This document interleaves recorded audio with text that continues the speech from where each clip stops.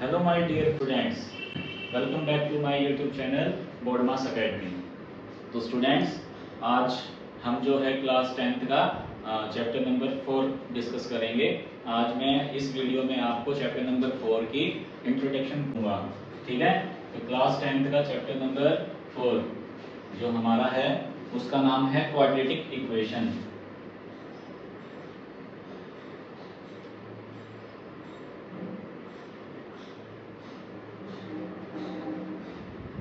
तो सबसे पहले हम बेटा इसमें ये देखेंगे कि क्वाड्रेटिक इक्वेशन होती क्या है। तो मेरे को एक इक्वेशन दी गई है, जैसे हमने 8th क्लास में और 9th क्लास में इक्वेशंस की थी। एग्जांपल 4x + 3 = 9, और 9th क्लास ये हमने 8th क्लास में ऐसी इक्वेशंस करी थी, और 9th क्लास में हमने की थी 2x + 3y = 5। यहाँ पर दोनों में डिफरेंस क्या है कि यहाँ पर एक वेरिएबल है। In this equation there is one variable, लेकिन इस इक्वेशन में यहाँ पर दो वेरिएबल्स हैं, टू वेरिएबल्स। अब कुछ बच्चों को ये नहीं पता होगा कि वेरिएबल्स एक्चुअली होते क्या हैं। तो बेटा वेरिएबल्स होते हैं हमारे अल्फाबेट्स, वेरिएबल्स होते हैं हमारे अल्फाबेट्स।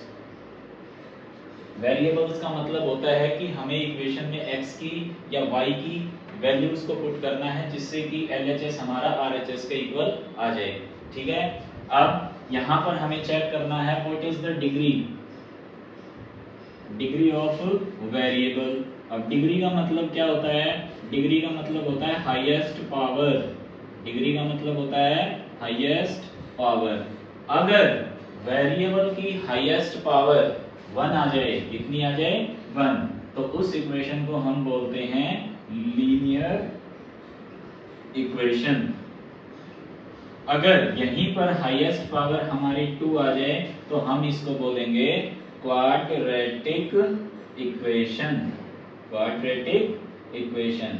आज जो हमें पढ़ना है बेटे, वो पढ़ना है क्वाड्रेटिक इक्वेशन के बारे में। इट मींस कि हमें एक ऐसी इक्वेशन के बारे में पढ़ना है जिस इक्वेशन में हाईएस्ट पावर कितनी हो? 2 हो। कितनी हो? 2, ठीक है।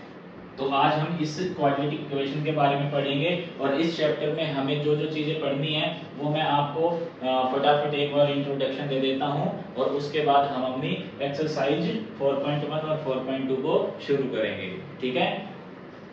तो इसका जो इंट्रोडक्शन है उसमें क्या बताया गया है कि क्वाड्रेटिक इक्वेशन जो चैप्टर है, इसके अंदर हमें जो फाइंड आउट करना है, हमें एक इक्वेशन दी जाएगी और हमें उसके रूट्स फाइंड आउट करने हैं। जैसे मैं एग्जांपल बता रहा हूं, जैसे मेरे पास एक इक्वेशन है x² + 5x + 6 = 0। It means this is a quadratic equation. क्यों? क्योंकि यहाँ पर वेरिएबल हमारे पास क्या है?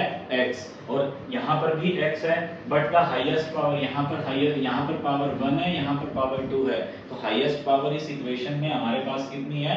2। Therefore it is a quadratic equation. अब हमने ये 8th क्लास में फैक्टराइजेशन में पढ़ा था, और 9th में भी हमने पॉलिनोमियल में पढ़ा था कि इसके जो फैक्टराइजेशन जब हम करेंगे तो इसके दो ब्रैकेट्स में हमारे आंसर आएंगे, जैसे x + 3 और x + 2, और यहाँ से जब हम वैल्यू निकालेंगे तो x की वैल्यू आएगी -3 और x की वैल्यू आएगी -2। इट मींस ये हमारे रूट्स होते हैं। क्या होते हैं? रूट्स। तो x की वैल्यू -3 और x की वैल्यू -2, इन रूट्स को हम जीरोस भी बोलते हैं बेटा, फैक्टर्स भी बोलते हैं, ठीक है।